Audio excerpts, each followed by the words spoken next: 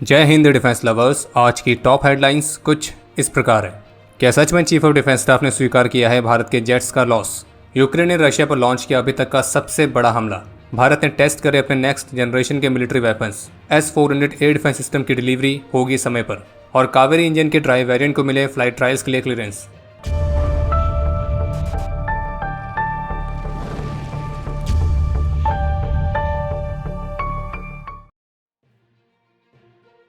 तो आज सबसे पहले बात कर लेते हैं भारत के chief of defence staff general Anil Chauhan के उस स्टेटमेंट्स की, जिसको मिसकोट करके जो हमारे निकम्मे पड़ोसी हैं वो वेस्टर्न मीडिया की मदद से भारत के खिलाफ एक नए तरह की नैरेटिव को रन करने में लगे हुए हैं।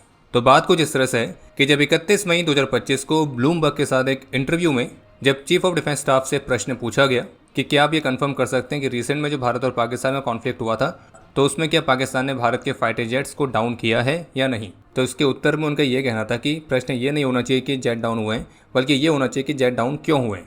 और अच्छी बात है कि हमारी जो टैक्टिकल मिस्टेक थी उससे हमने आइडेंटिफाई किया, उसको सही किया और उसके 2 दिन बाद हमारे सभी जेट्स ने दोबारा से उड़ान भरी और लॉन्ग रेंज पर टारगेट्स पर स्ट्राइक करी। और फिर इसी के बाद CDS से एक और प्रश्न पूछा गया कि पाकिस्तान ने जो क्लेम किया कि उसने भारत के 6 जेट्स को शॉट डाउन किया है, तो क्या ये बिल्कुल करेक्ट है? तो CDS का इसमें उत्तर था एब्सोल्युटली इनकरेक्ट। तो देखिए अब इन स्टेटमेंट्स को लेकर प्रोपेगेंडा किस तरह से रन किया जा रहा है वो हम आपको बताते हैं। तो भारत के लॉसेस को लेकर चीफ ऑफ डिफेंस स्टाफ ने जो स्टेटमेंट दी है तो असल में वो बिल्कुल वैसी ही है जैसे कि 12 मई 2025 को प्रेस ब्रीफिंग में एयर ऑपरेशंस की DG air marshal AK Bharti ने भी दी थी। उन्होंने क्लियरली कहा था कि हम कॉम्बैट में हैं और लॉसेस कॉम्बैट का पार्ट होते हैं, लेकिन आपको प्रश्न ये पूछना चाहिए कि क्या हमने अपने ऑब्जेक्टिव्स को अचीव किया, बाकी हमने कौन से प्लेटफॉर्म लूज़ किए हैं, कितनी संख्या में हैं, तो वो हम सही समय आने पर बताएंगे। यानी कि ये बात तो उस प्रेस ब्रीफिंग से भी कहीं ना कहीं स्पष्ट हो गई थी कि भारत को कुछ प्लेटफॉर्म का लॉस जरूर हुआ है, लेकिन वो प्लेटफॉर्म्स कौन से हैं तो वो अभी तक ऑफिशियली कहीं से भी किसी ने भी स्वीकार नहीं किए हैं।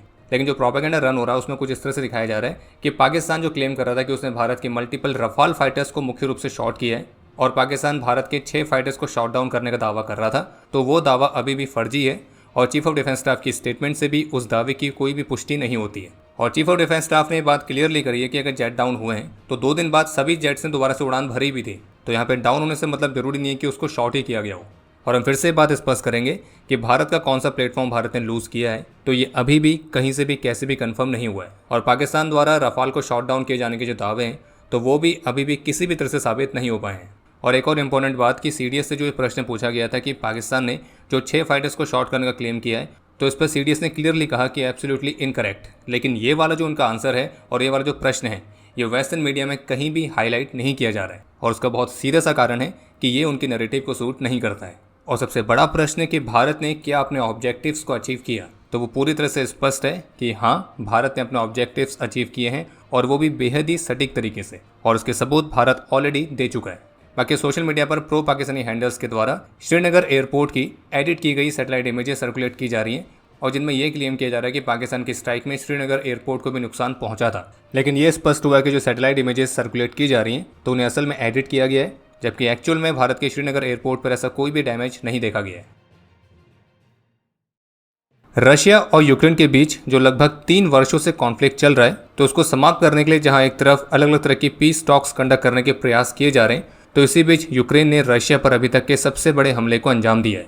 और यूक्रेन के इस ऑपरेशन का कोड नेम था स्पाइडर्स वेब, जिसमें यूक्रेन ने 100 से अधिक FPV ड्रोन्स का इस्तेमाल करके रशियन एयरबेसिस पर स्टेशन रशिया के स्ट्रेटेजिक बॉम्बर्स को टारगेट किया है। और रिपोर्ट्स के मुताबिक करीब 41 एयरक्राफ्ट को निशाना बनाया गया है, जिनमें Tu-95 और Tu-22 जैसे रशियन बॉम्बर्स और A-50 रडार डिटेक्शन और कमांड एयरक्राफ्ट भी शामिल थे। और लगभग 1.5 साल लंबी योजना के बाद इस हमले को अंजाम दिया गया है इतनी सटीकता के साथ। और इस ऑपरेशन खास बात यह है कि इसे यूक्रेन ने लगभग 6000 किलोमीटर दूर स्थित 3 अलग अलग टाइम जोन्स में अंजाम दिया है। और इसलिए रशियन बॉर्डर्स के इतने अंदर तक इन यूक्रेनियन ड्रोन्स को पहुंचाने के लिए पहले यूक्रेनियन ड्रोन्स की स्मगलिंग करके ट्रक में छिपाकर उन्हें रशिया की बॉर्डर्स के अंदर पहुंचाया था। फिर इन ड्रोन्स को ट्रकों में लकड़ी के डब्बे में छिपाया गया था और इन ट्रकों की जो छत थी तो वो भी रिमोटली ऑपरेट होती थी, यानी कि उसे रिमोट की मदद से ओपन और शट किया जा सकता था। और फिर जैसे ही जो ट्रक्स हैं रशियन बेसिस के पास से गुजरने शुरू हुए तो यूक्रेन ने इन ड्रोन्स को लॉन्च किया और अपने हमले को अंजाम दिया। और इन हमले की वीडियोज़ को यूक्रेन की मीडिया में भी दिखाया गया है। और इस हमले को अंजाम देने के लिए यूक्रेन को जिन ऑपरेटर्स ने मदद करी थी तो यूक्रेन के मुताबिक उन्हें भी रशियन टेरिटरी से पहले ही सेफ जोन में निकाल लिया गया था। और जबकि रशियन डिफेंस मिनिस्टर के मुताबिक यूक्रेन द्वारा लॉन्च किए गए FPV ड्रोन्स में 5 एयर बेसिस को टारगेट किया गया है, लेकिन उनमें से 3 एयर बेसिस पर रशिया ने यूक्रेन के हमले को नाकाम कर दिया था। और जबकि इसी बीच ऐसी भी रिपोर्ट्स हैं कि आज सोमवार को यूक्रेन और रशिया का डेलीगेशन इस्तांबुल में पीस टॉक्स के दूसरे राउंड के लिए मिला है। और ध्यान देने वाली बात यह है कि ये पीस टॉक्स यूक्रेन के इस रिसेंट सरप्राइज अटैक के बाद शुरू हुई हैं। लेकिन मिलिट्री और जियोपॉलिटिकल एक्सपर्ट्स का यह मानना है कि यूक्रेन ने जो ये स्पाइडर्स वेब नाम का ऑपरेशन लॉन्च किया है और इसमें जिस तरह की सटीकता के साथ और जिस बड़े लेवल की प्लानिंग के साथ इसे अंजाम दिया गया, तो इस बात की पूरी संभावना है कि इसमें यूक्रेन को नेटो कंट्रीज का पूरा सपोर्ट मिला है और यूक्रेन इस तरह के हमले को अकेले कभी भी अंजाम नहीं दे सकता था। और इसलिए अब इस बात की भी संभावना तेज हो गई है कि इसके जवाबी कार्रवाई में जो रशिया है वो कुछ ऐसे बड़े एक्शंस ले सकता है जो एक और बड़े कॉन्फ्लिक्ट को जन्म दे दे। और जबकि कल रविवार को 2 सीनियर US सेनेटर्स ने इस बात को लेकर वार्न भी किया था कि जो रशिया है वो यूक्रेन में एक नए मिलिट्री ऑफेंसिव की तैयारी कर रहा है।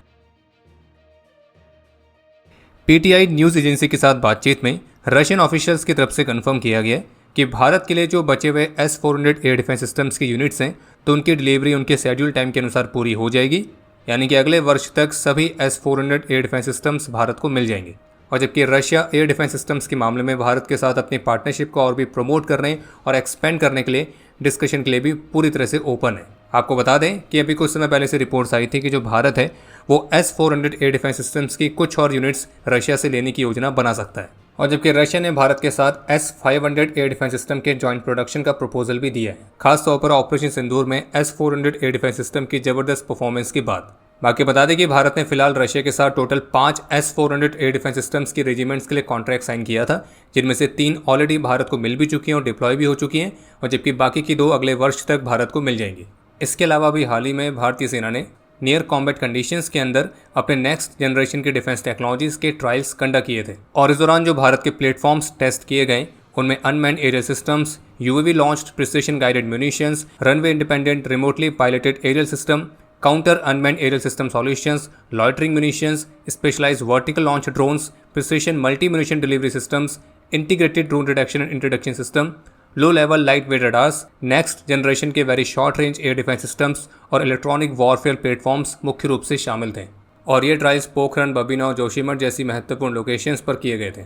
इसके अलावा एक अपडेट यह है कि महाराष्ट्र ATS ने एक 27 वर्षीय जूनियर डिफेंस कॉन्ट्रैक्टर को गिरफ्तार किया है और इस पर आरोप है कि पाकिस्तानी इंटेलिजेंस ऑपरेटिव्स को भारतीय नौसेना की वॉरशिप्स और सबमरीन से जुड़ी हुई सेंसिटिव इन्फॉर्मेशन लीक कर रहा था। इस आरोपी की पहचान रविंद्र मुरलीधर वर्मा के तौर पर हुई है और इसे बुधवार को ATS ने थाने से गिरफ्तार किया था। और इस मामले पर जारी इकोनॉमिक टाइम्स की रिपोर्ट के मुताबिक इस रविंद्र मुरलीधर वर्मा ने भारतीय नौसेना की 14 वेसल्स की ऑपरेशनल डिटेल्स शेयर करी हैं और भारत के राष्ट्रीय सुरक्षा को कॉम्प्रोमाइज करने का प्रयास किया है। और जबकि नेवी के वेरिफिकेशन के मुताबिक इनमें से जो 5 डिटेल्स हैं वो एक्यूरेट और क्लासिफाइड हैं। रिपोर्ट के मुताबिक जो रविंद्र मुरलीधर है तो वो मुंबई बेस्ड एक फर्म जिसका नाम है Krishna defence technologies private limited, तो उसमें काम करता था और ये कंपनी भारत के कुछ महत्वपूर्ण डिफेंस एस्टेब्लिशमेंट्स पर रिपेयरिंग्स को हैंडल करती है। इन एस्टेब्लिशमेंट्स में नेवल डॉकयार्ड, मझगांव डॉक और इंडियन कोस्ट गार्ड भी शामिल है। और कंपनी में रविंद्र एक इलेक्ट्रिकल डिपार्टमेंट में था जिससे उसको रिस्ट्रिक्टेड नेवल साइट्स पर भी एक्सेस मिलता था। और बाकी इन्वेस्टिगेशन में सामने आया है कि ये एक तरह का हनी ट्रैप वाला मामला है, जिसे पाकिस्तानी ऑपरेटिव्स ने इससे सोशल मीडिया के माध्यम से हनी ट्रैप किया और फिर इसके माध्यम से भारत की वॉरशिप्स की सेंसिटिव इन्फॉर्मेशन चुराने का प्रयास किया। भारत के लार्सन एंड टुब्रो यानी कि LNT ने अपने नेक्स्ट जनरेशन के एरियल टारगेट सिस्टम को अनवील किया है जिसका नाम है तीर। और वेपन टेस्टिंग, ट्रेनिंग और डिफेंस प्रिपेयर्डनेस के लिए तीर को पूरी तरह से इन हाउस ही डेवलप किया गया है। और ये अपने साथ radar augmentation systems, infrared, smoke फ्लेयर्स, acoustic miss distance indicators, तो इस तरह के पेलोड्स को कैरी करता है। और एयर डिफेंस वेपन इंगेजमेंट्स की ट्रेनिंग के लिए ये हाई स्पीड और मैन्यूवरेबिलिटी के साथ भी आता है। और जबकि इसी के नेक्स्ट जनरेशन वेरिएंट को भी विकसित किया जा रहा है जो कि और भी एडवांस पेलोड कैपेसिटी के साथ आएगा। और वैसे तो ये एक नेक्स्ट जनरेशन का एरियल टारगेट सिस्टम है, लेकिन हमारे निकम्मे पड़ोसियों के लिए ये एक रफाल फाइटर ही है। और हम ऐसा क्यों कह रहे हैं तो वो तो शायद आपको समझ में आ ही गया होगा। इसके अलावा एक और अपडेट है कि भारत के कावेरी इंजन के जो ड्राइव वेरिएंट है जो कि UCAVs को पावर देने के लिए इस्तेमाल किया जाएगा, तो मीडिया रिपोर्ट्स के मुताबिक अब इस इंजन को फ्लाइट ट्रायल्स के लिए क्लियरेंस मिल चुका है। बाकी एक और अपडेट है कि जहां एक तरफ सिंगापुर में आयोजित शांग्रीला डायलॉग में पाकिस्तानी मिलिट्री रिप्रेजेंटेटिव्स ने कश्मीर वाले मुद्दे को उठाने का प्रयास किया था, तो वहीं दूसरी तरफ इसी डायलॉग में भारत के चीफ ऑफ डिफेंस स्टाफ ने पाकिस्तान को एक बार फिर से वार्न किया है। और ऑपरेशन सिंदूर का रेफरेंस देते हुए उन्होंने क्लियरली कहा था कि भारत ने इस ऑपरेशन से जो किया है तो इसने आतंकवाद के खिलाफ हमारी एक नई रेड लाइन को ड्रॉ कर दिया है। और हम उम्मीद करते हैं कि इस पर्टिकुलर ऑपरेशन से जो हमारी एडवर्सरी है वो कुछ सबक लेगी और हम उम्मीद करते हैं कि वो इस बात को सीखेंगे कि भारत की बर्दाश्त करने की एक सीमा है। मुंबई के कोलाबा में इंडियन आर्मी ने एक हाई लेवल की जॉइंट एक्सरसाइज कंडक्ट करी थी जिसका नाम है मुंबई कवच 2025 और इसमें आर्मी के साथ navy, coast guard, force one और मुंबई पुलिस भी मुख्य रूप से शामिल थी। और इस दौरान threat prediction, rapid deployment, real time coordination और सीमलेस इंटीग्रेशन की ड्रिल्स पर मुख्य रूप से फोकस किया गया था। इसके अलावा सिक्किम से एक दुखद खबर सामने आई है जहां कल शाम को लैंडस्लाइड्स की चपेट में आने की वजह से हमने अपनी आर्मी के 3 वीरों को खोया है, जबकि 6 पर्सनल अभी भी मिसिंग है। और जिन 3 वीरों को हमने खोया है उनके नाम है हवलदार लखविंदर सिंह, लांस नायक मुनीश ठाकुर और पोर्टर अभिषेक लखाड़ा। हम ईश्वर से प्रार्थना करते हैं कि हमारे इन वीरों की आत्मा को शांति मिले। बाकी अब समय है आज के इतिहास का। आज के दिन 1999 में अपने अदम्य साहस और वीरता का परिचय देते हुए कैप्टन पी विश्वनाथ विक्रम वीर गति को प्राप्त हुए थे और इन्हें मरणोपरांत सेना मेडल से सम्मानित किया गया।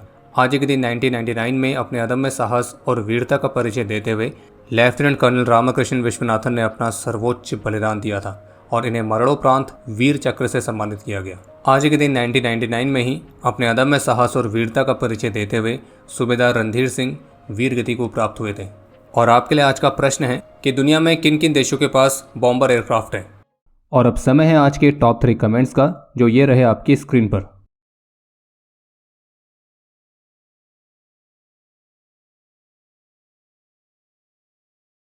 उम्मीद है आपको आज का एपिसोड पसंद आया होगा। पसंद आया तो वीडियो को लाइक करना ना भूलें। आपके कोई भी सुझाव या सवाल हो तो उसके लिए कमेंट सेक्शन ओपन है। और अगर आप डिफेंस रिलेटेड और भी एक्सक्लूसिव कंटेंट में दिलचस्पी रखते हैं तो आज ही प्ले स्टोर से डिफेंस स्क्वाड की सुपर ऐप को डाउनलोड करना ना भूलें। और अगर आप चैनल पर पहली बार आए हैं तो squadron.in पे जाके हमारे नए डिज़ाइंस को भी चेकआउट जरूर करें। बाकी जल्द मिलेंगे नए एपिसोड के साथ। तब तक के लिए जय हिंद, जय भारत।